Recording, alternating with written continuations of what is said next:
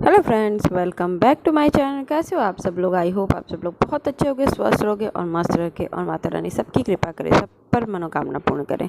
और अभी मैं सफाई कर रही हूँ इस चीज़ का, जो मेरे बेड के नीचे जो होती है ना गंदगी, वो इतनी ज़्यादा हो जाती है। इस समय तो इतना है कि मेरे यहाँ राजस्थान में ना हमेशा तेज़ ही हवा चलती है, शाम को आंधी जैसी ही लगती है। अगर दरवाज़ा खुला रह गया या कुछ भी, ऐसे नहीं है, गर्मी की वजह से लोग दरवाज़ा भी खोल देते हम लोग हैं, तो अंदर अंदर तक गंदगी घुस जाती है। मतलब मैं रोज़ ही साफ़ करती हूँ या ना 2 दिन के बाद जरूर साफ़ करती हूँ, लेकिन इतनी गंदगी निकलती है ना इसके अंदर से।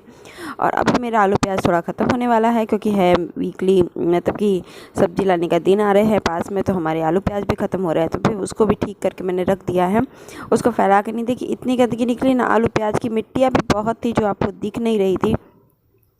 मतलब कि आप रोज़ ही साफ़ करो और रोज़ ही गंदा रहे, ऐसी हालत हो जाती है। लगता ही नहीं है कि मैंने कभी घर साफ़ किया है।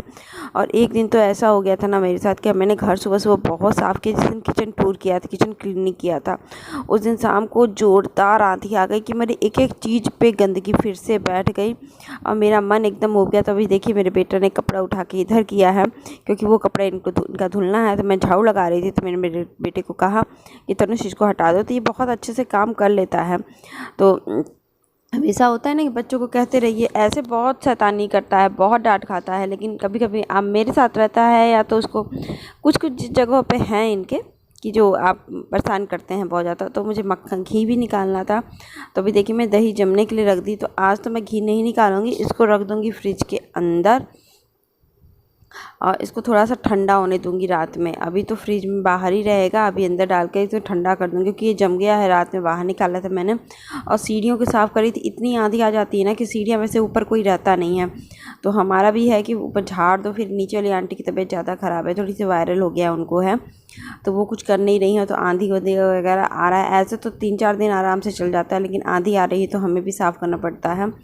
तो हम झाड़ू पोछा तो नहीं लगाएंगे, लेकिन झाड़ू लगा देते हैं। ये भी लगाए थे, लेकिन अब एक दिन बाद लगाए थे ना, तो फिर आंधी आ रही है थोड़ा सा, तो मैंने सोचा कि आज मैं भी झाड़ू लगा दूं। 80% मैं तो नहीं लगाती, नीचे आंटी ही लगाती हैं, कभी कभी मैं लगा देती हूँ, ऐसा नहीं है।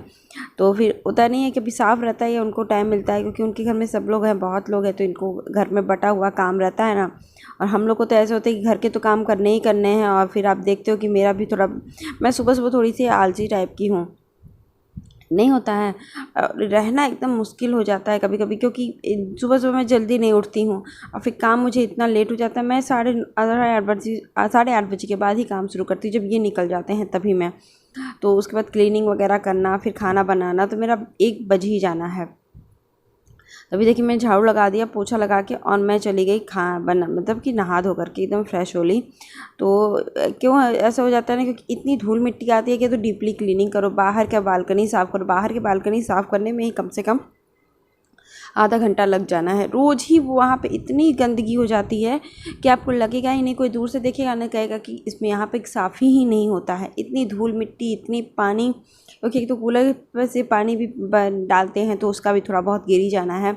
ऐसे ना बहुत ज़्यादा गंदगी हो जाती है और मन एकदम ऊब जाता है इस तरह के। मतलब कि वहाँ पे ऐसी गंदगी नहीं होती थी, मन नहीं उबता था, लेकिन यहाँ पे तो मन एकदम उब जाता है।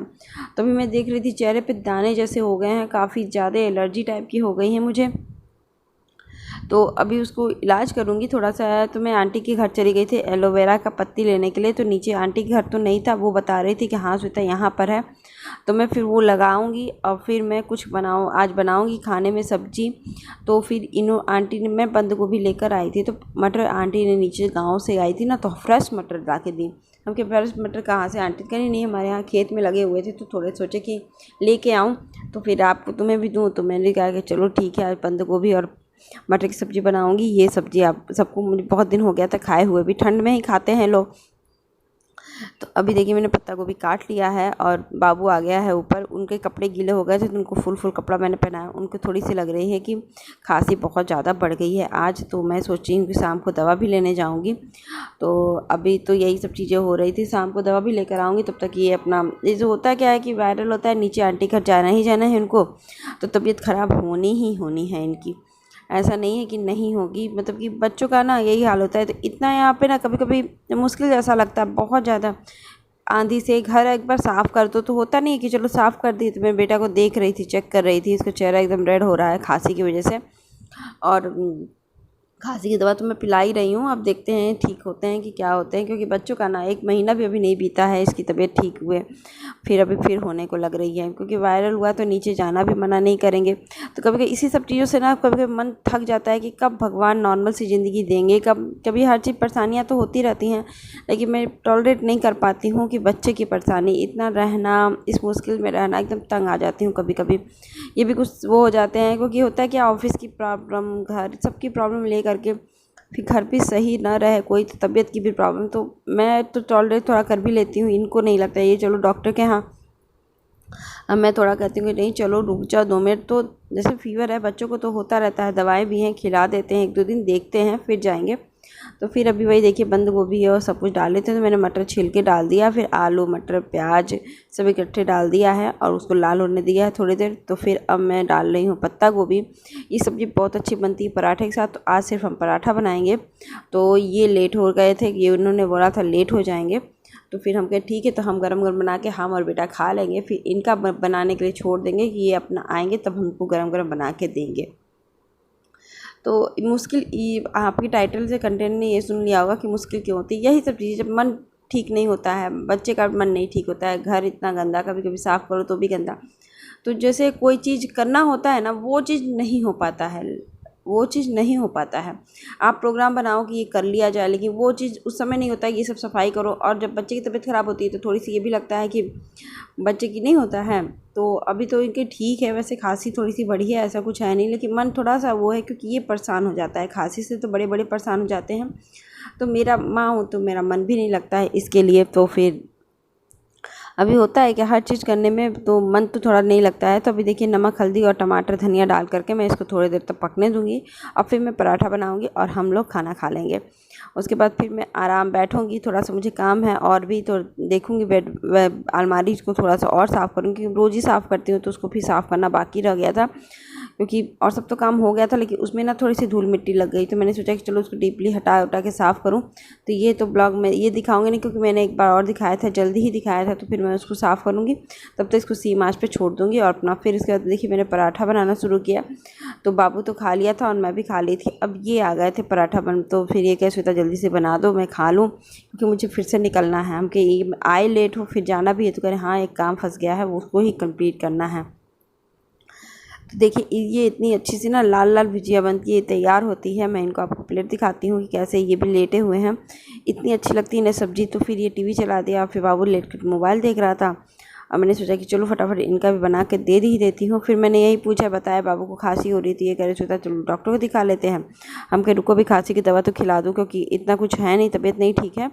तो फिर अभी तो खांसी हुई हो रही है, तो मैंने कहा वही बात है, तो वही इनको बाबू से इनसे पूछ भी रही थी मैं।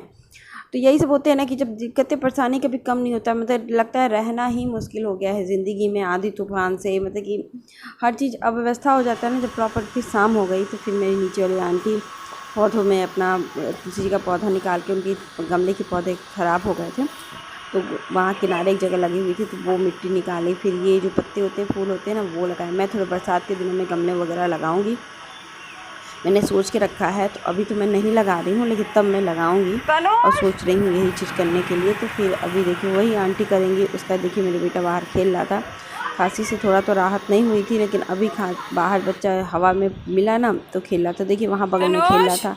आई होप आज का ब्लॉग अच्छा लगा होगा, अच्छा लगे तो लाइक शेयर सब्सक्राइब जरूर कर दीजिएगा। और ऐसे ही ब्लॉग के देखने के लिए और मेरी लाइफ के बारे में जानने के लिए आई होप आप लोग की सब मन्नत पूरी हो। Bye bye.